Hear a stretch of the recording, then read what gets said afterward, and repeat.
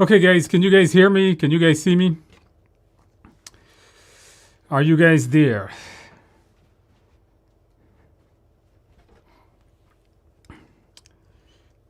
All right, guys, let me know if you guys can hear me and see me, if I sound good, if I look good.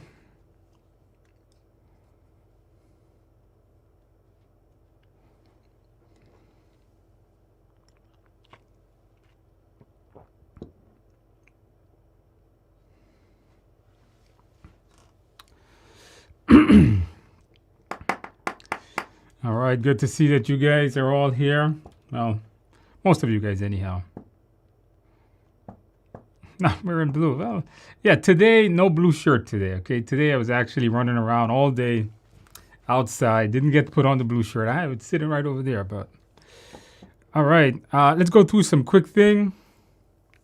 The blue scheme, yeah, actually the wife gave me this one this morning. She says, hey, try something new.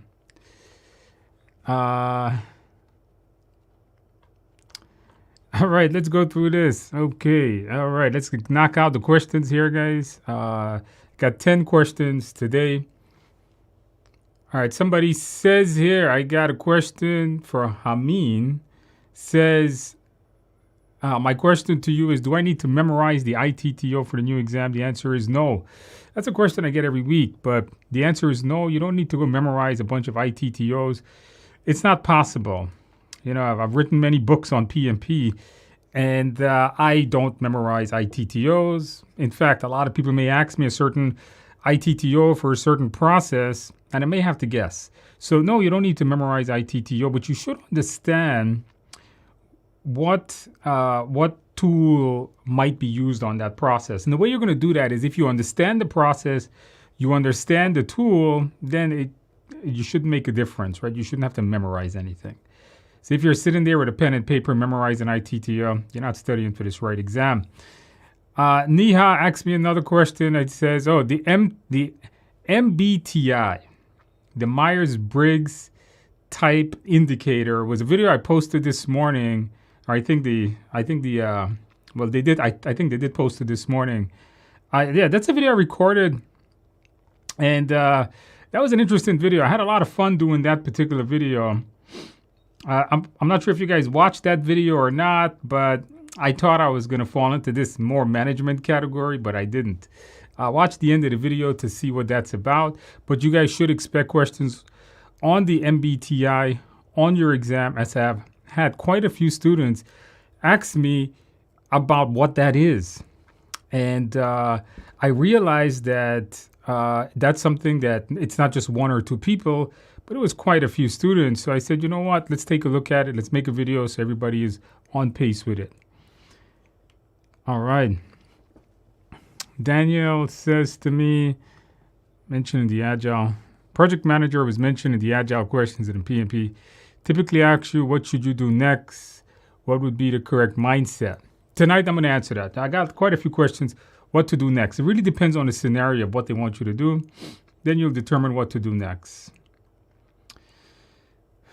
All right, guys. What else more do we have?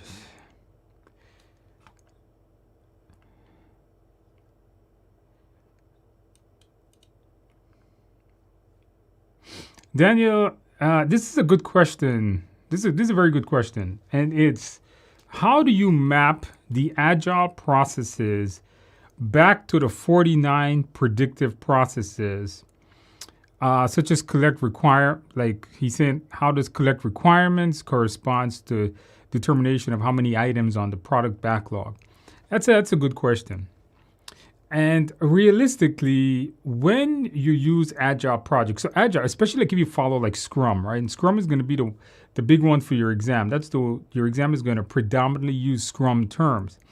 If you notice, so if you go and study the Scrum guide at scrum.org, or there was a particular website that has a Scrum guide, and you study into Agile, it doesn't follow the 49 processes, although it does. So let me explain what I mean by that.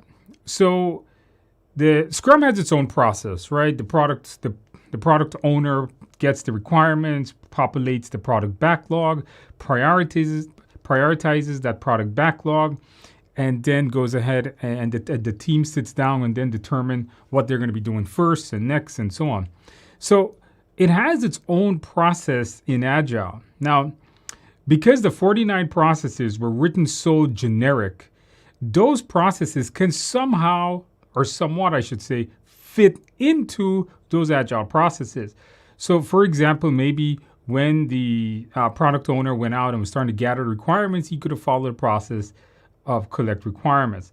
But when studying for your PMP exam, don't bother to do that. Don't sit there and say, oh, this is how we're going to link these together, or try to link them. You're wasting your time doing that. Don't do that. All right. Just, you see, on a project, every project, you're going to do all 49 processes, or most of them anyhow. Whether you're doing agile or predictive or hybrid projects, you will do a lot of those processes, but don't try to link them together. All right. Somebody here says, Fritz says, hey, Andrew, I passed my PMP exam on March 12th, above target. Thank you for these sessions. They were a huge help. Well, thank you for coming back and let us know. Hopefully you can tell us, what did you study? Well, just not these sessions. What else did you study? I think a lot of people would like to know that. Make sure you celebrate well. Get some cake if you like cake. Chocolate cake or carrot cakes are my favorites. So make sure you celebrate well. All right. 7, no joke, 7 says, hey, Andrew, I submitted my application 2 days ago after going through your great Udemy course. What should I expect an approval tomorrow or the other day? The approval comes about 3 or 4 days. Maximum should be about 5 days after you submitted the application. All right. Audits. Now, from my experience, the moment you submit the application, it's going to tell you if you're audited or not. So you would click submit, and just like that, it's going to say, hey, you're audited. Now, if you didn't get an audit notice the moment you submitted it, and it seems like you didn't, 2 days has passed, I don't think you're going to be audited. So, when I'm teaching this thing in a live class, I submit it with them. So when I teach it in the live classroom, I go through it and I go through the applications with them, and I sit down with them and we submit it on the last day of class. And some of them will get audited and some of them won't, and it'll tell them right there and then. So I don't think you're going to be audited. Has the PMP gotten more difficult? Good question. I did answer that in a pretty popular video I have called saying why it's easier. The PMP, in my mind, is easier. And it's not because it got easier. It's because of the topics that they added in that made it easy. Agile itself is a very easy thing. Agile has a very simple mindset. Agile is made to be simple.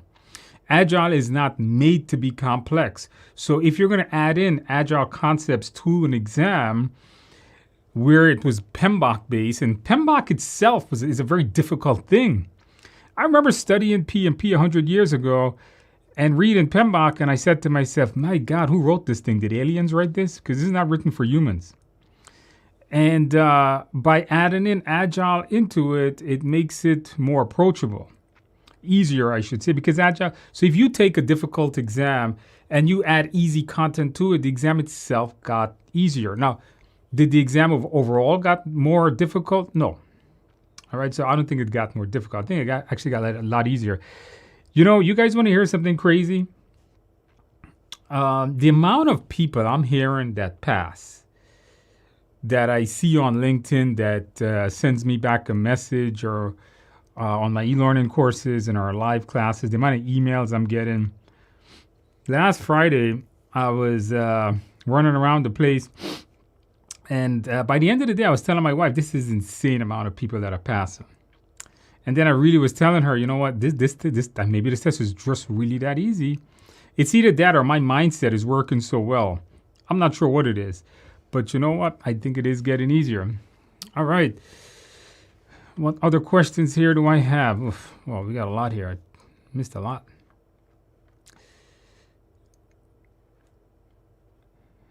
All right. What else more? Exam questions. It says, happy to give some feedback on what you would expect. Yeah, if you pass the exam, you want to give us some feedback, I would love that. That would be amazing. Somebody said your video is super easy to follow and understand. Thanks. Thanks, Clayton. During the PMP exam at a test center, would I expect interruptions or background noise?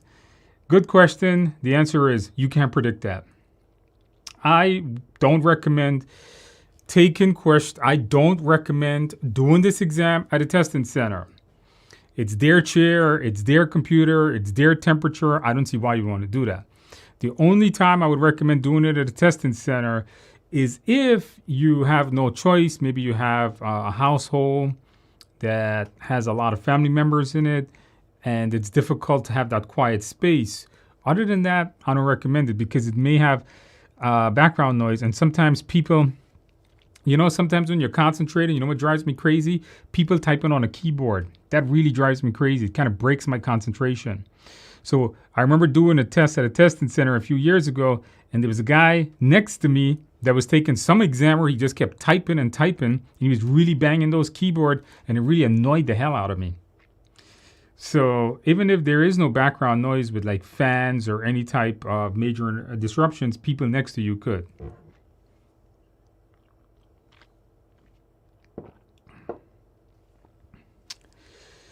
All right, Daniel says, what is a project lead role in Agile? In Agile, the team members will be self-organizing, self-directing. They function as a unit. On an Agile project, you're not going to have that single team member that controls the entire project. You're going to have one person managing the team, quote unquote, I should say, servant leader of the team. That's going to be the Agile project manager. But the team members, there's no like head of the team in the team members themselves. All right. Brian says to me,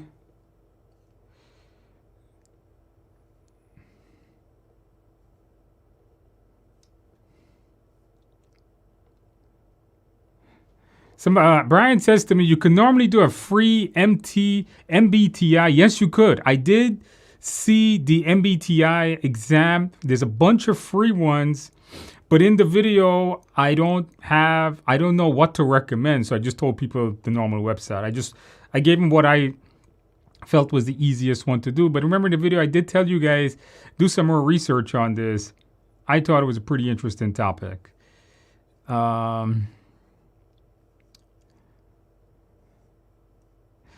All right. So Karen says, I appreciate your video series on the exam application. Yes, I did spend a lot of time on that video series of how to do your exam application. Check in your e-learning classes for that. Also, if you check the Technical Institute of America YouTube channel, that one has the full application course. If you guys have not submitted your application, you'd like some guidance on it, I did make an entire application course there. Check Technical Institute of America. Just type that in YouTube here and you'll see it. And there's even a sample of how to write the description on there.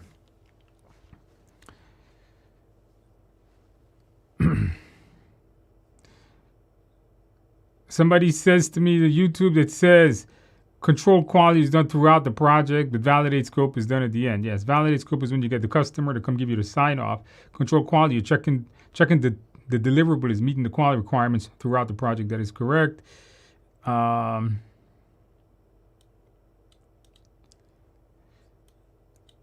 right. Agile Practice Guide is a must read. I can't stress that enough. I told you guys you should read that. In fact, a lot of the Agile content that's in the e-learning course, I got right out of there.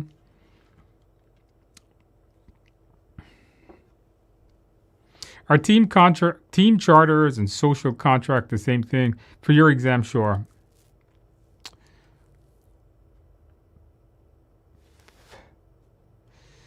All right. How long does it take to write the application? If you know what you're doing, maybe an hour or so or less. If it's like 1 or 2 projects, if you understand it well, shouldn't take too long, okay? The audit is completely random. Yes, it is. I can't stress that enough. I have some stories that I'm not going to get into tonight, but trust me when I tell you guys that application audit is completely random. I mean, I've seen some people submit some really bad ones and that was never audited. Then I've seen some people submit some really good ones and it was audited. So it really is audited. All right, somebody says he did the PMI online course. Okay, that's fine. Mainly water. If you are, Daniel says, if your background, Daniel says that his experience is mostly waterfall, then you does cover a lot of Agile. If you have my e-learning courses, go through the Agile section, or any e-learning course should have an Agile section. I mean, every course should cover that. Now, whatever that you're looking at, I don't think you need to do PMI ACP yet, but you need to know Agile inside out. All right, you need to know Agile inside out. Go through the video. My whole section, it's like 8-9 hours worth of Agile content. Make sure to review that. All right. Whoa, so a whole bunch of things just popped up there.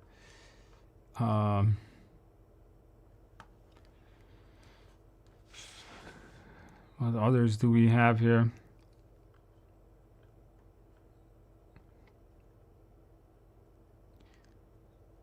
How can I get the 1,500 practice questions? My book, if you buy my study guide, it contains a bunch of practice questions that I wrote. The e-learning class has a bunch also.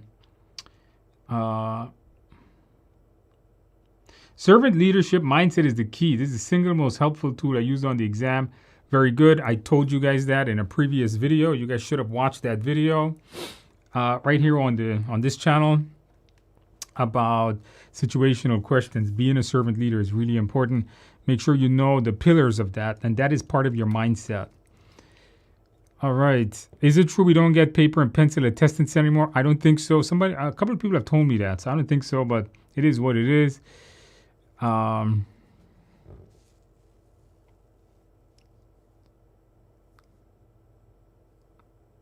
Brian says, I started your course after doing another. I will email you my justification. I'm not sure what that means. It's been a game changer. Everything makes sense now. Sure. I guess you can email me. I'm happy you're enjoying my class. I'm not, maybe the other company, I don't know. Maybe they don't know how to link it up, I guess. 20 matching questions. So, this person that passed, Marcos, that passed this exam, no fill in the blank, but 20 matching questions. That's a lot. I'm going to do a dedicated video on more matching questions coming up in a week or so, maybe about 2 weeks. A lot on my plate right now. So I'm going to do another. I did a video about for 5 matching questions before. I'm doing another one for more matching questions coming up a little bit later.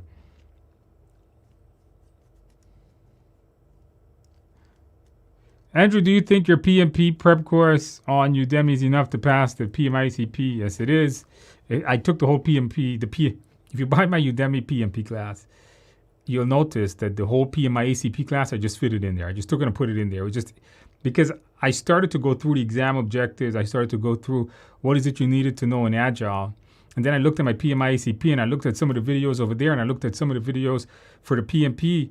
And then I was like, my God, this is almost the same thing. So I started dragging one by one. Before you know it, the whole course was in the new PMP exam.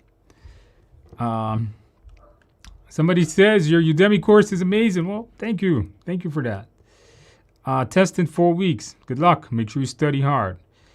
All right. Marcos says you get a break at 60 and 120. You guys are correct. Remember something, as he's pointing out here. You want to remember that when you take the break, you end that section, you take the break, you can't go back. So you got the first 60 questions. When that's done, you submit those and you can't come back to them. Then you do another 60 questions and then you can't come back to them. Then you do the next 60 questions and the exam ends. So you can't go back. Keep that in mind, all right, when you're taking the test.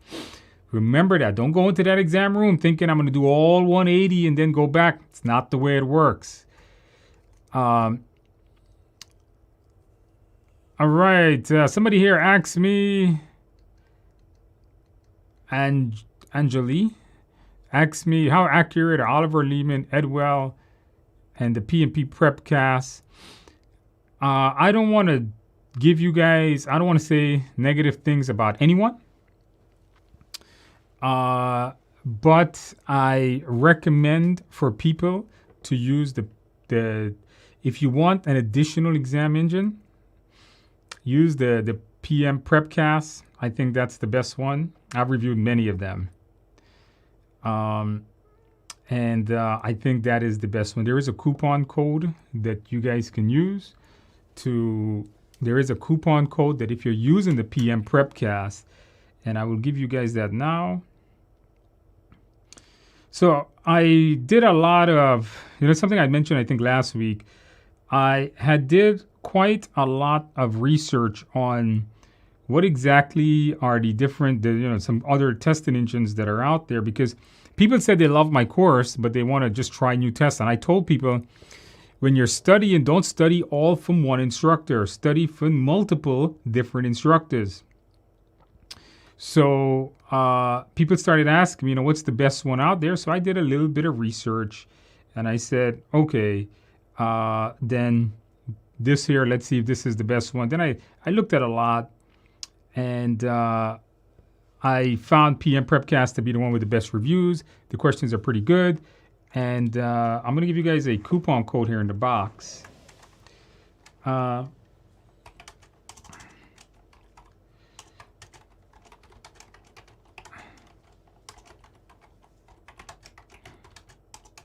So I called the PM Prepcast and I asked them to give me a discount on their exam engine. So I asked them that, and they gave me a discount code to get $30 off or something like that from the PM Prepcast. Okay, so you guys, if you're interested in doing that, you're going to save some money on that. Use that coupon code. And if you know anybody that wants a good one and you recommend, just tell them, use that coupon code. It's fine. Okay, in Agile, as a project manager role, a dedicated person, the project manager, the Scrum Master, I should say. The Scrum Master is the project manager on an Agile project. All right, so Scrum Master, project manager. Come on, Daniel. You got to do some studying there.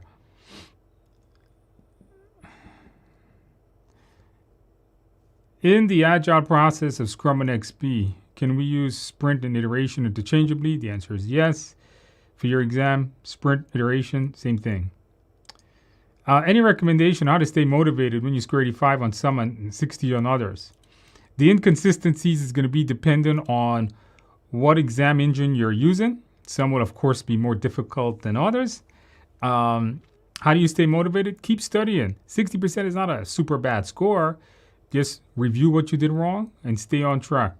Remember, you got to go out there and take the test. There's no reason to be demotivated.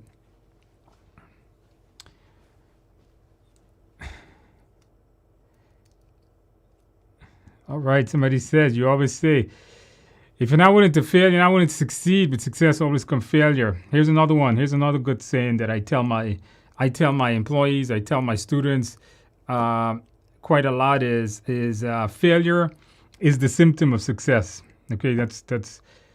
I'm not sure if I made that up or I heard that from somewhere, but it's something I've been saying for quite a while. We got to be willing to fail. If not, we're not going to try new things.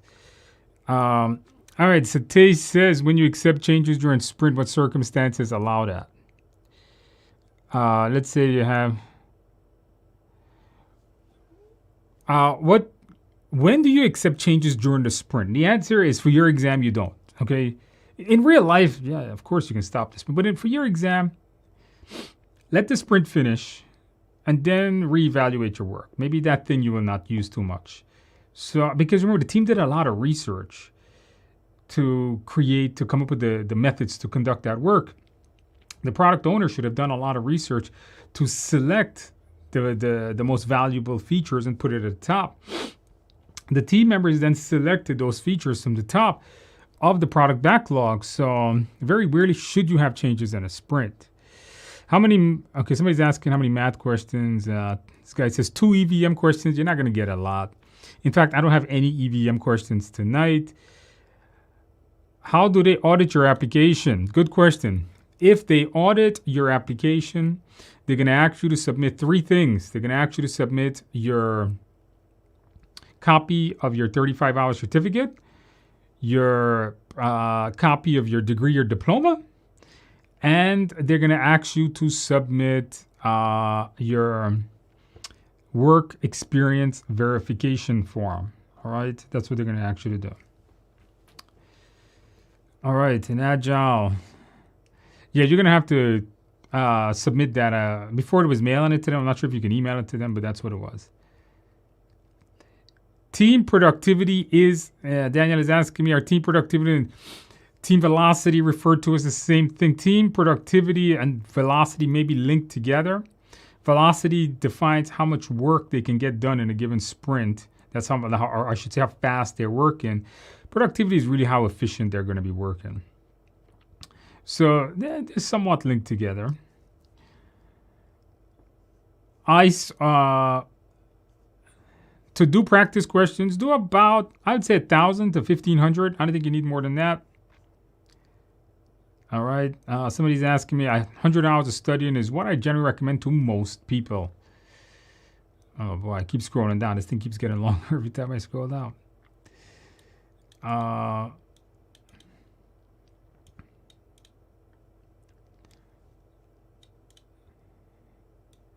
right, you guys, PM Prepcast gives you quite a good set of questions. The explanations are really good, and they have a wide variety. All right, try them out. If you're looking for my recommendation, that's it. But remember, you can always try different ones. That's the best one I found, in my opinion. Remember, it's just my opinion. All right. Do you need to understand all three? No, John. Do you need to? He's asking me the variations of the EVM formula, of particularly EAC. Just know the standard EAC formula. BAC divided by CPI. That's all you need.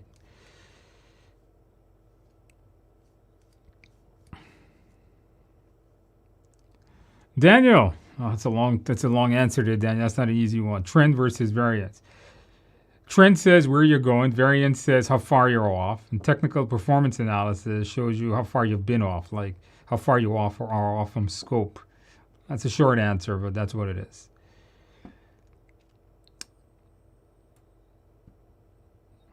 On the exam, somebody says, but Andrew, in XP, the changes are not allowed during the changes are allowed during the iteration. On the exam, they indicate XP. You know what? They're not really going to indicate. I haven't really heard anyone. And Marcos, maybe you can confirm this for me. I haven't heard anyone tell me that they're asking specific Agile practices. Like this is what you do on this practice, and you have to know that. They keep it pretty generic. Same thing like they did in the PMI ACP exam. So I don't think they're going to go specifically into that. Should the product owner always consult the product team and prioritize and as they'll be doing the work? I don't think so. The product owner does not consult the product team, the project team. The product owner prioritizes based on business value, not how much work the project team can get done. The team determines the work to get done in the next sprint, yes, but they take it from the top of the product backlog. Prioritizing the product backlog should be the sole work of the product owner. All right, guys, hopefully we have answered everybody's question there. I got some practice question that we're going to be doing.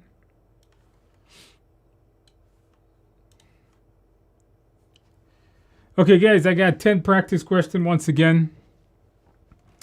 That we're going to be going through. Let's knock these out here. These shouldn't take too long. All right, so let's go and do some practice question here. All right, so let's take a look, guys, at question number 1. So once again, guys, I'm going to read out the question. I'm going to read out the answer. And I want you guys to put the question in the box and put the question in the box. I'm sorry, put the answer put the answer in the box, okay? Okay, Marco says, very generic. So he's answering that question where I said if they're going to go into the specifics about Agile. And the answer I told you guys is no. He said no, very generic, lots of questions on transitioning from traditional to waterfall. Scrum and Kanban was the focus on specific Agile methods. Yes, I think Scrum and Kanban are the two methods that your exam spent a lot of time on. And that's why we do recommend for you guys to read the Scrum guide also. Mark, are product customers the same? Yes. For your exam. Okay, guys, let's do some practice questions, guys, and then we can do some more questions afterwards. Okay, so let's take a look. A customer, question number 1. A customer rejects a deliverable on the basis of quality. Upon investigation, your team finds that the quality problem is being caused by vendor-provided components. The vendor refuses to fix the parts. How should the project manager handle the situation? Review the vendor's service level agreement. Review the procurement management plan and contract agreements. Review the internal quality assurance reports and review the resource management plan and document lesson learned. Man, I'm just seeing a whole sea of B's going on here. I hope it's B because everybody, if it's not B, everybody's going to be in trouble. Okay, so the answer here, guys, is, oops, that's wrong. It's B. Okay, it's B. I got to move that. The answer is B. You should be reviewing it. Yes, it's this one. I made a mistake there, okay? The answer is B, not A. Review the procurement management plan. Why are you reviewing the procurement management plan? Is because you're going to want to make sure to know. So it's some kind of problem you're having. It's some kind of issue you're having. The way you manage procurement is in the procurement management plan. That'll tell you how to handle issues and problems. And of course, you want to review the contract. A is not correct. Service level agreements those are specific agreements that are done with particular vendors. People get SLAs when they get like a T1 line or some kind of internet line is where you would have that. That's right. I mean, I did scare a lot of you guys in there. Okay, let's go to practice question number 2. You have been warned by your team that a previously identified and resolved technical issues will occur on a similar project in the future. What should the project manager do first in this case? Always keep the risk report updated. Inform the project sponsor about the situation. Always keep the issue log updated. Always keep the lesson learned register updated. All right, what answer did you guys get?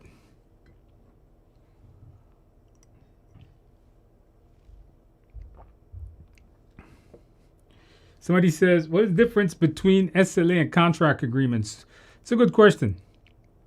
So an SLA is a type of a contract.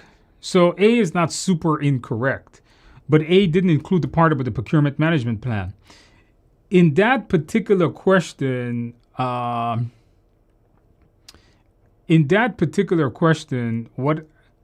happens is you want to look to get the procurement management plan, not just the contract. Okay, so a lot of people here have D.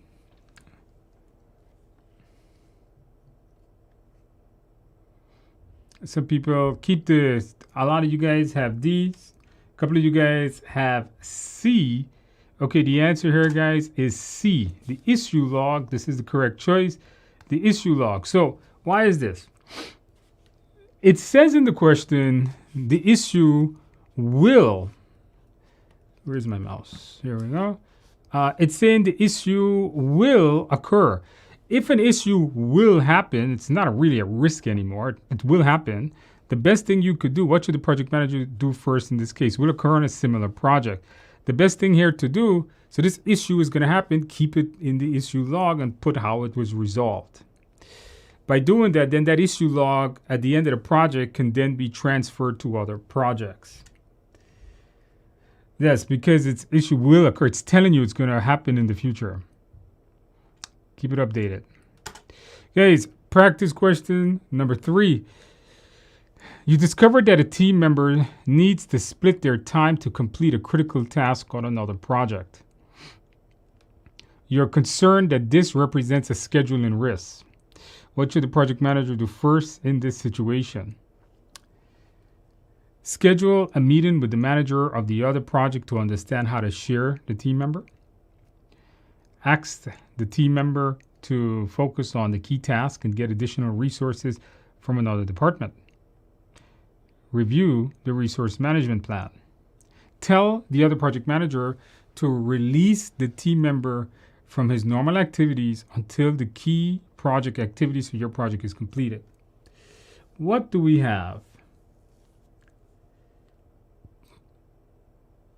Daniel is saying, somebody made a comment on the previous question. The issue log is not something that stays to your project. The issue log will eventually become part of the EEF that could be used on all the projects.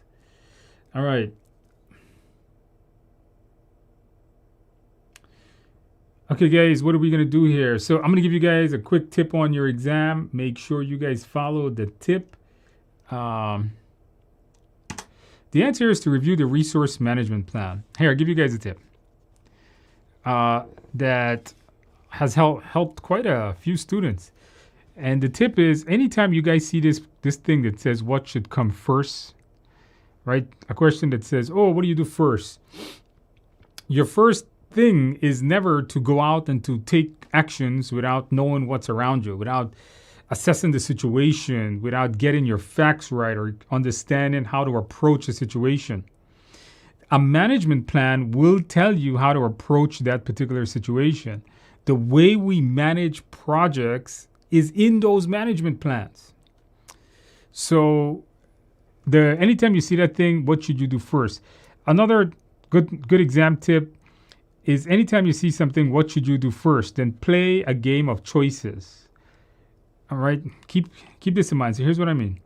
Anytime you get a question that says, and a whole lot of questions are going to be choose first. Anytime you see something that says, what do you do first? Look at the 4 choices and says, which one would I actually do first? Like, this is something, C is something you should have done first. Maybe A was something that you could have done next. Maybe second is what you could have done. You could have done A in. So remember, anytime you do first, remember, get your facts right, analyze the situation, know what's in your plan, know how to approach the situation, then take action. Anytime it says first and you select a choice that's taken action, it's probably not the right choice. Question number 4. You have received a progress report during a demo and a review meeting stating that your Agile project is not on track. What is the best way for a project manager to avoid situations like this on an Agile project? Review the contingency reserve. Encourage self-organization for the project team. Ensure that team training on Agile process reporting system is sufficient. Provide preliminary training and regular mentoring on the Agile approach for the project team. What do you guys have here? A little bit of a tricky one. What do you guys have here?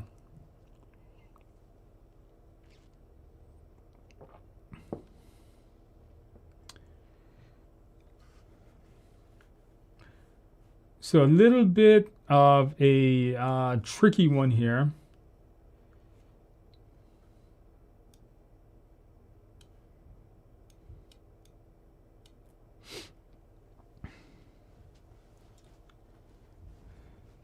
So we got some D's in here. We got some A's.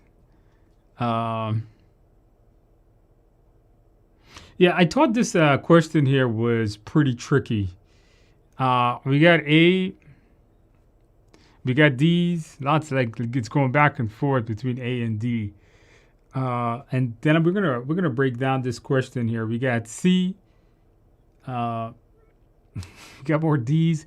Yeah, I thought this one here. This one was a really tricky question on it. And the answer here. The answer here is actually B.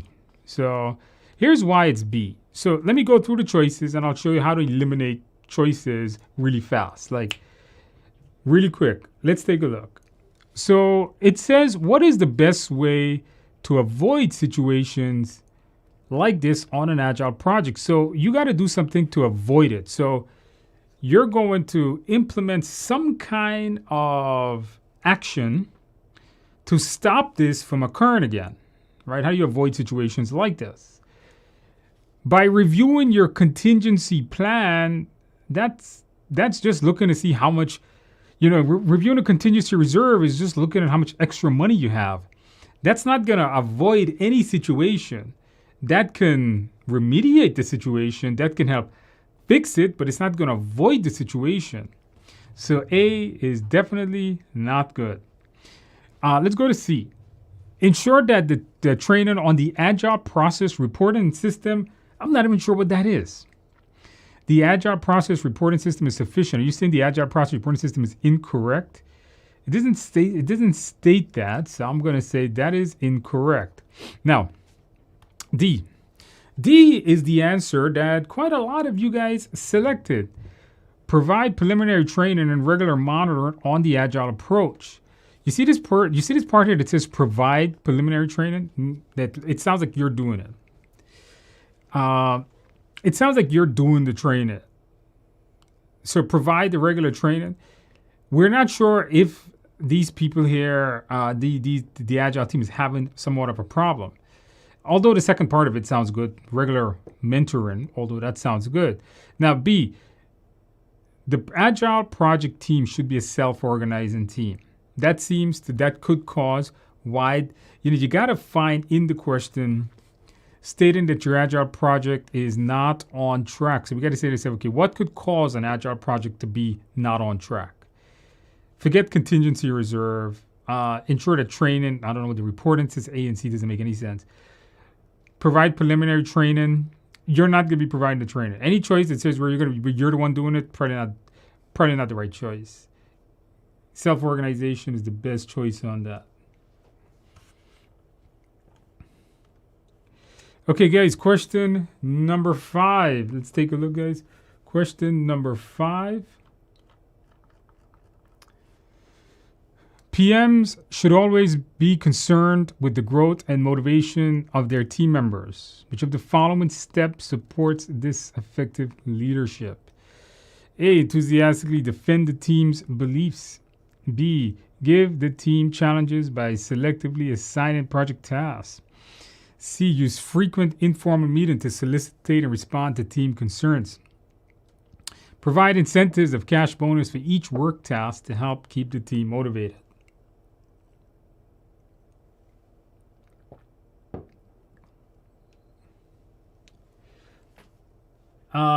Somebody says here, not on track because they should be self-organized. That question there, I'm figuring they're assuming they're not self-organized. Training and Agile coaching is good, but that choice made it seem like you're the one doing it. On the exam, you're not the one that's going to be training them. All right, what else do we have here?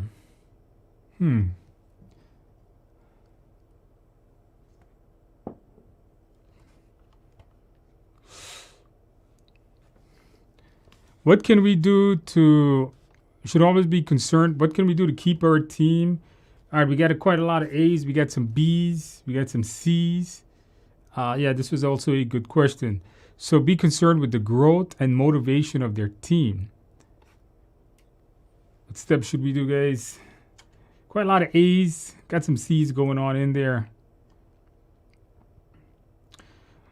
So one of the things that Agile tries to do is tries to reduce meetings. This word frequent informal meeting, probably not the right choice there.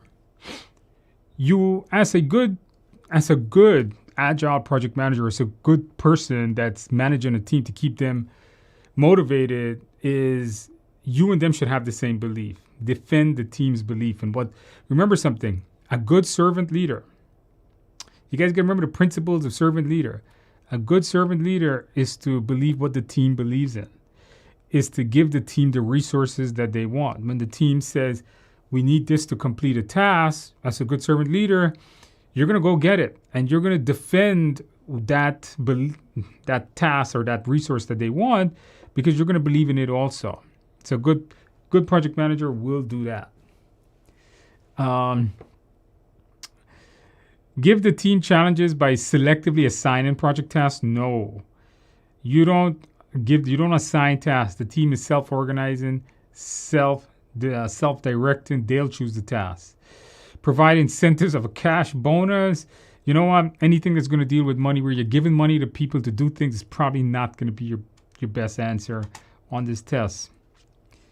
All right, guys, let's take a look, guys, at question number 6. You join a new project being overseen by a senior project manager. Have been asked to develop the quality management plan. How should you proceed?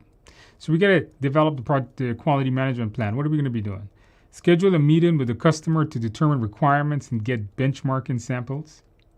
Acquire the necessary benchmarking samples and cost-benefit analysis from the sponsor.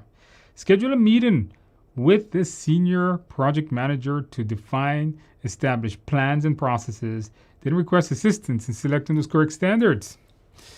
Delay the production of the quality management plan until the quality metrics and quality checklists are available.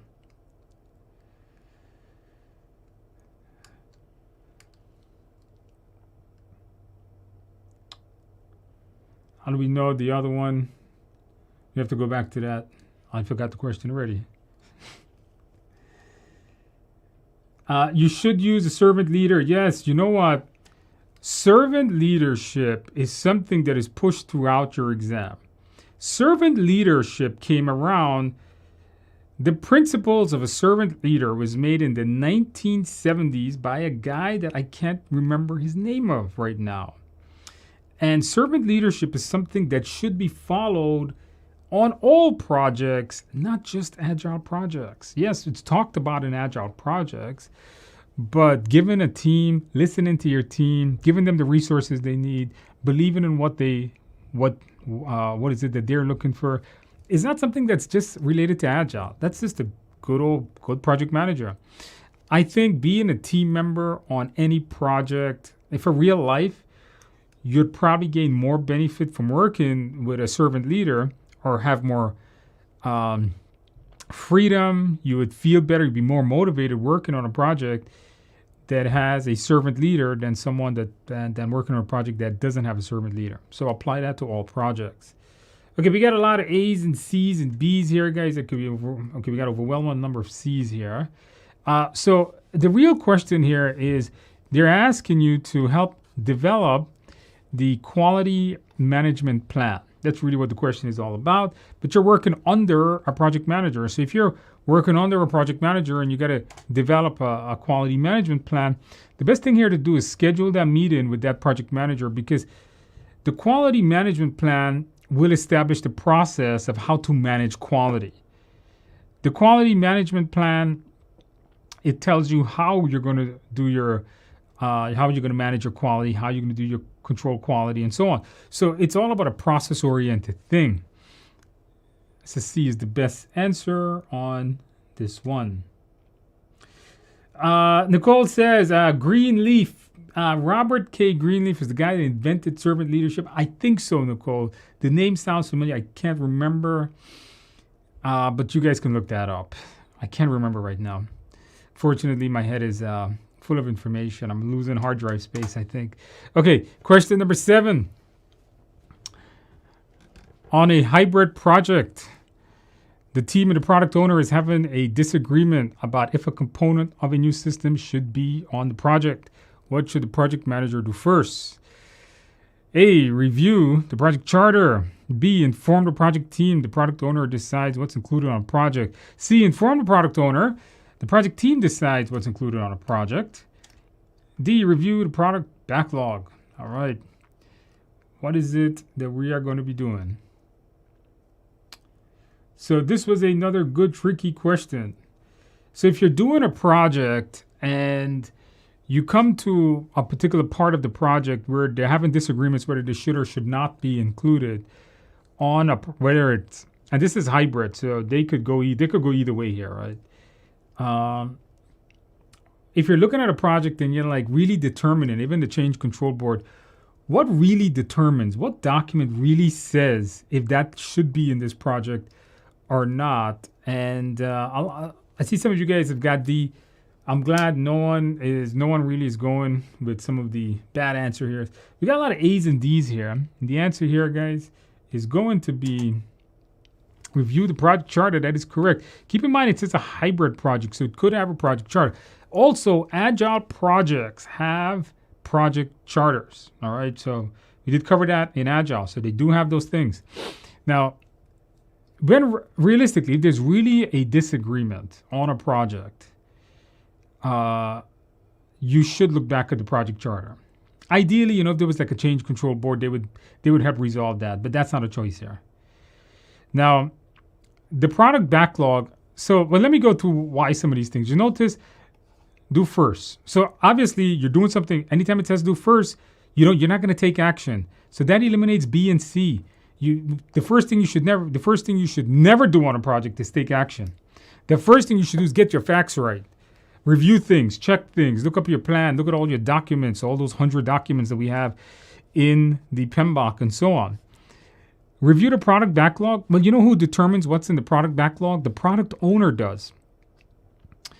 And it seems like the product owner puts it in there and the team is saying it doesn't belong in there. The best thing you could do is to review the project charter, see, and then maybe you can address this and tell them, hey, maybe that's outside the scope of the project in general. Remember, the project charter is what's authorized from higher management to even get this project started. In Agile, the project charter can be informal. It could be. The product roadmap is different. The product roadmap is going to be the layout of all the different releases that's coming up. Okay, guys, question number 8. This is a choose two. Which is a pretty easy one. If you know your Tuckman's ladder, should be pretty easy. The project team has been introduced to each other and are aware of what the project will be about. What 2 phases will the team go through next? This is one of those Tuckman's questions. You got to choose 2. Which is the next 2 phases will come next?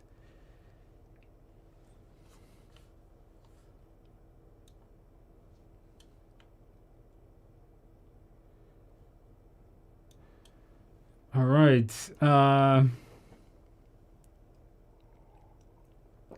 Does the project charter evolve to the backlog? The project charter is a really high level thing. And realistically, if work is not in it, it shouldn't just be in the project.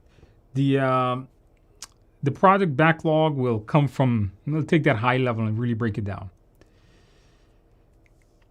All right, so what should we be doing next? So if you guys remember your phases of Tuckman's ladder, what are we going to be doing next?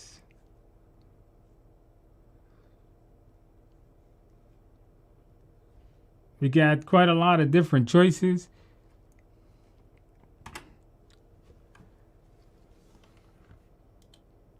Okay, guys, so we have, what exactly are the phases of Tuckman's ladder? Foreman, Norman, Storman, Norman, Performan, and Adjournment. So we have Foreman. This is Foreman, all right? This is the F. The next thing we want to do is we want to storm and we want to norm, all right?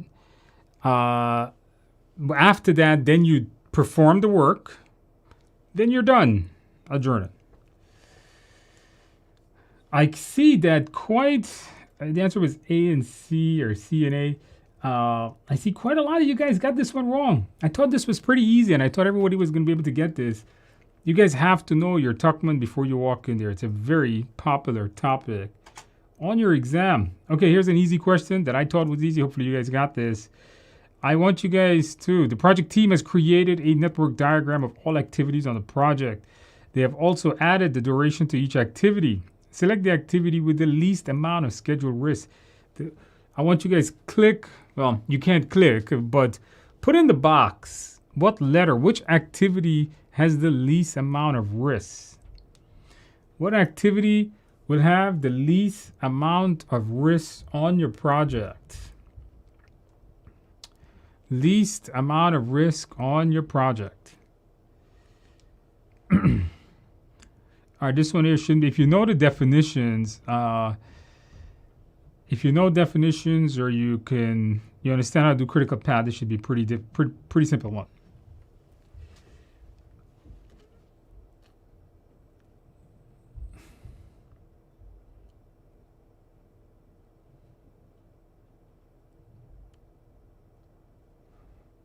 Okay, somebody says the other question, the introduction.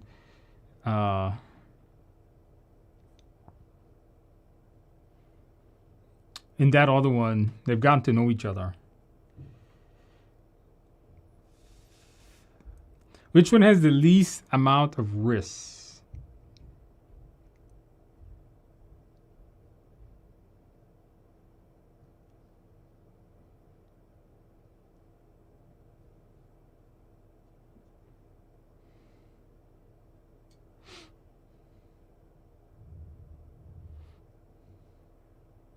Okay, so the answer here is D.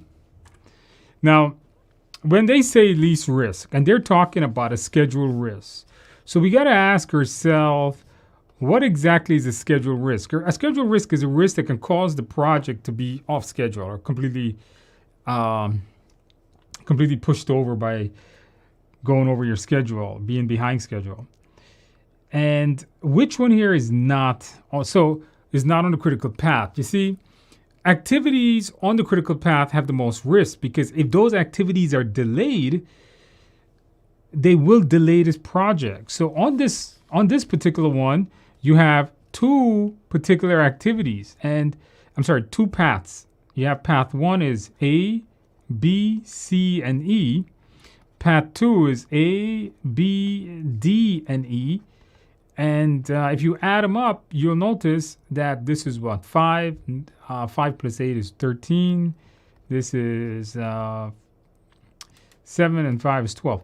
So realistically, this is the only one that is not on the critical path. If you did your forward pass and your backwards pass, you would have found that that one is not on the critical path. The thing has a slack of 1. But this is a very easy diagram. You can just look at it and tell. Okay, I did notice that quite a lot of you guys got this one incorrect.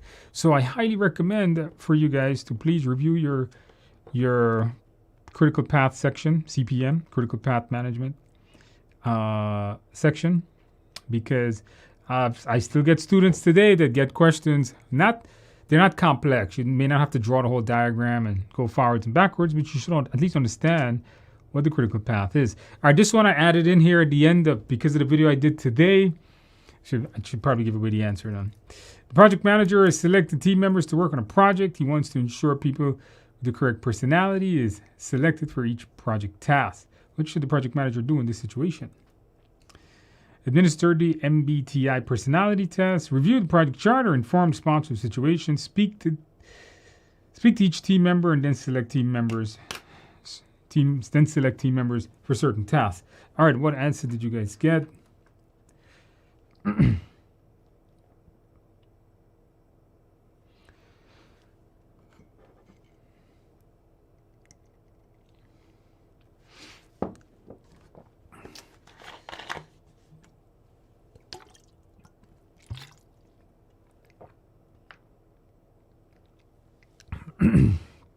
So when selecting personality tests, yeah, this one I added in today. I should have put this one next week. I should have put this one for next week and then caught you guys on it because that video came out today.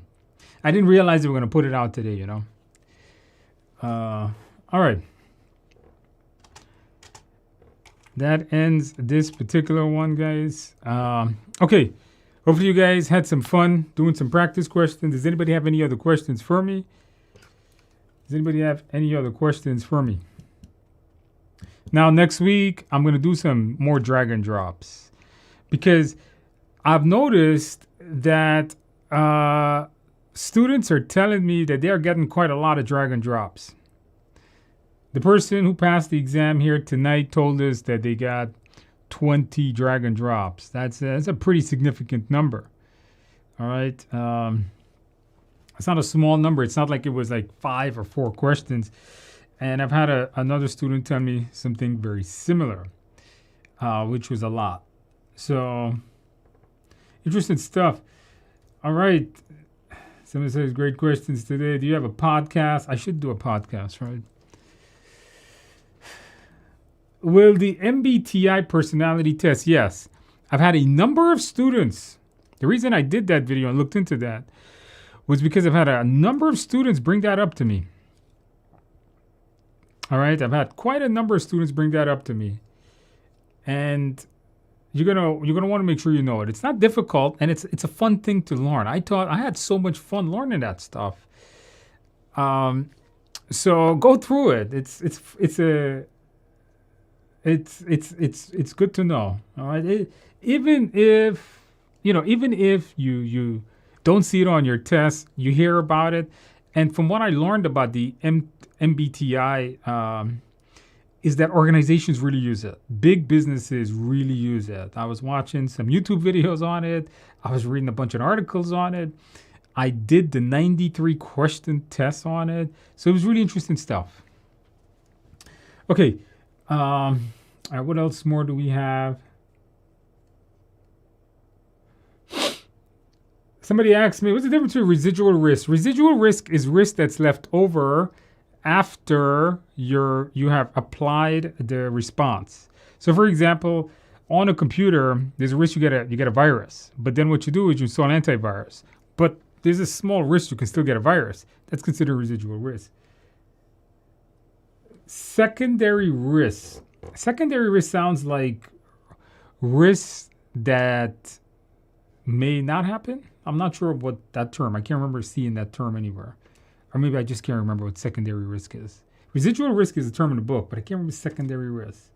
Maybe a risk that can form off of another risk, probably. All right, yes, guys, don't forget to like. Did you guys click on the like button yet?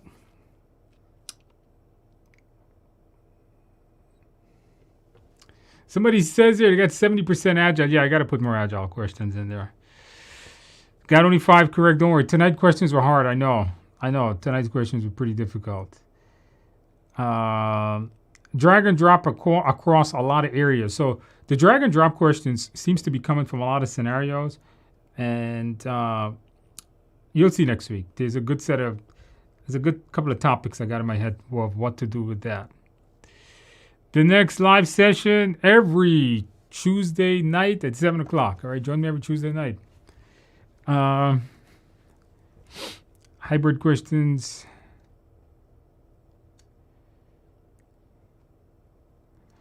Secondary risk is when you mitigate them and then an alternative risk comes up too.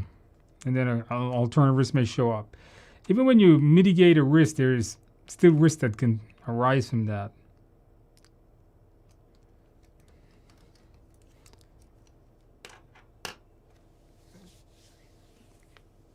The next session, every Tuesday.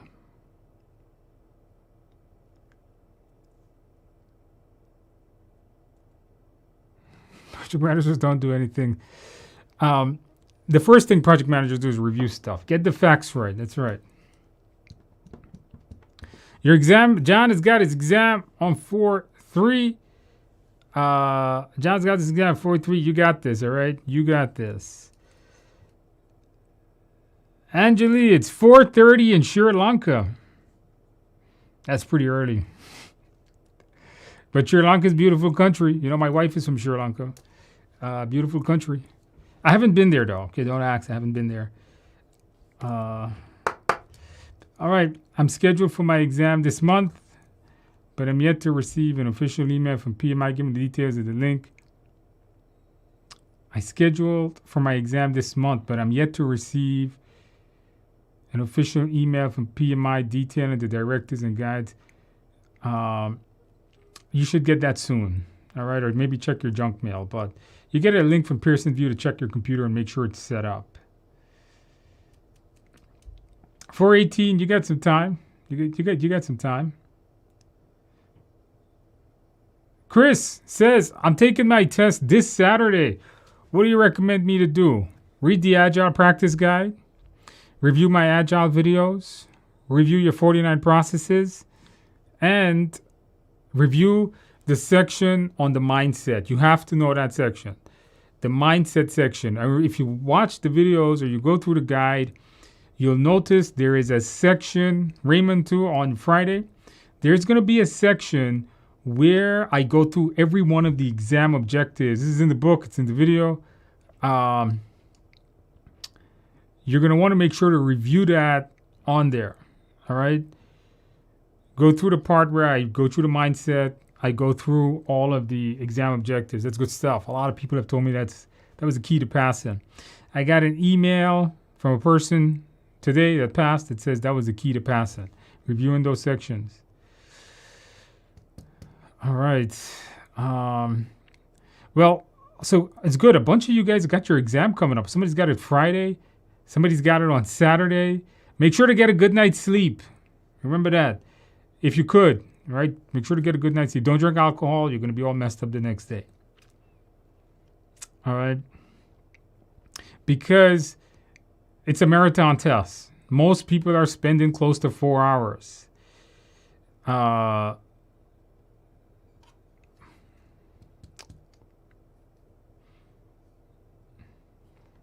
Somebody says, would it be worth creating a review before the exam? That's a good title of video, maybe. I'll add that to the list of things that I should be doing. All right. Getamo Show Gaming says, thanks for these questions. I passed this morning and watched you the last couple of weeks. Congratulations to that. Make sure you celebrate well. I'm glad my videos helped you. So that's excellent, man. You know, you pass your exam. That's we said 3 hours the night prior. Well, then you're really good. You know, a good night's sleep to me make sure your brain works. But 3 hours, that's tough. Means you really, you're really good marathon runner there. So congratulations to that. Celebrate well. Don't forget to buy a couple pieces of cake, carrot cake, chocolate cake, whatever you like. Celebrate well. Welcome to the PMP Club, I should say. Yeah, a lot of you guys, we're going to have a lot less people doing our class next week. A lot of you guys are taking your exams. Guys, when you guys pass, please come back and let us know you pass. Let us know how you study. Somebody says the Agile videos link, you got to go to Udemy. Just go to Udemy, put my name in there. You see it.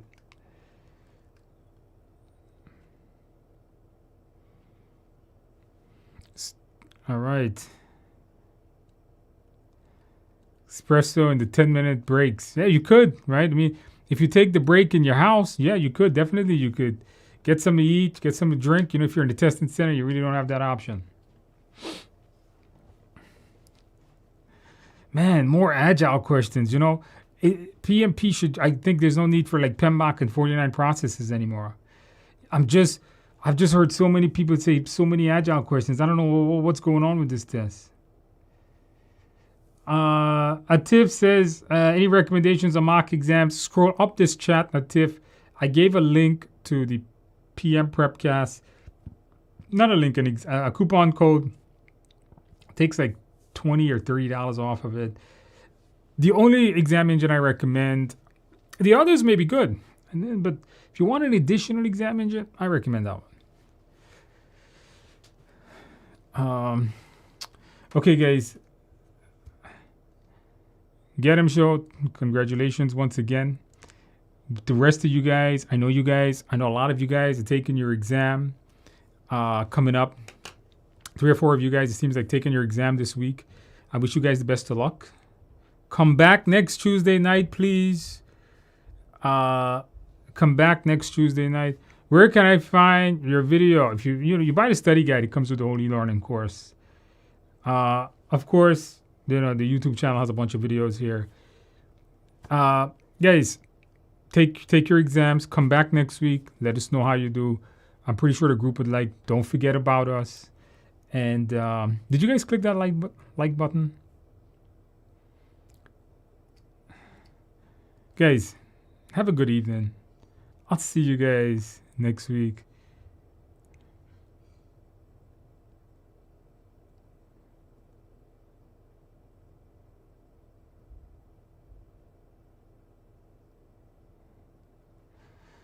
Paul says, my biggest fear, by the way,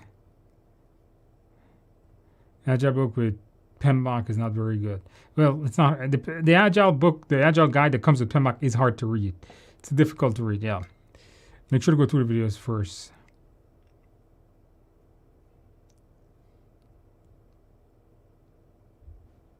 If you want to start studying for your exam, get yourself a good study guide. I recommend always, I'm going to recommend my study guide, but you can check any other study guide you want. Start going through, get yourself a good course. Of course, I'm going to recommend my course is the best, but I'm pretty sure there's great classes out there. But I always recommend get a good study guide. Start reading it. You got to dive into it, get it over with. What's the difference between Udemy and the study guide course? The Udemy and the study guide course that I have is actually the same thing, except the study guide comes with that. But the study guide, of course, comes with the additional book, which is an amazing cram guide to the entire course. And the study guide course also includes an additional practice test that I put in there. Guys, thank you for attending tonight. Hopefully, I'll see you guys next week. For those of you guys taking your exam, I want to hear from you guys next week. Don't forget about me. Don't forget about us here in the group. We're all helping each other. If you guys know somebody that is taking their PMP exam, tell them to attend. I'll help anybody. They don't have to buy my stuff. They don't have to buy my study guide. Somebody wants to learn how to answer questions, tell them to attend. That'd be really good. Watch Andrew's servant leadership video. That's really important. I think that's important. Servant leadership is important. Guys, don't forget to like the video. Don't forget to subscribe to the channel. We're going to be putting out some pretty cool content. You guys are going to like the upcoming content. Guys, have a good night. Have a good evening, weekend, morning, whatever it is for you, wherever you are in the world.